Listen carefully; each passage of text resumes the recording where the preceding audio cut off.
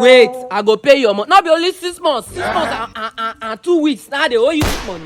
Yeah, you dey pay so. 6 months and 2 weeks, now you dey cost small thing, abi? So you don't pay me. I say sugar and groundnut 150. When you come back the money that day, I say you do. I promise to pay in 2 days time. I promise to pay. I go pay. I go So. pay. Oya, wait. Yeah, pay me, my papa. Yeah, pay me. Because of your change, make you dey shout anyhow. Wait. Wait. Come on. Your money na change. Na small money. Na share Because of my give me, can I come for They here? shout, make people dey hear you for here. Oga, give me my money, make I come for this place.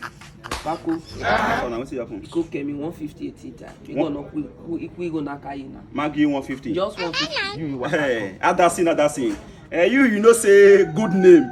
You better pass riches now. Oh yeah, settle your case. Settle your case. Now I tell you. Can say talk. Good name better pass fishy. You not get sense. One call le, one leave. So now you talk.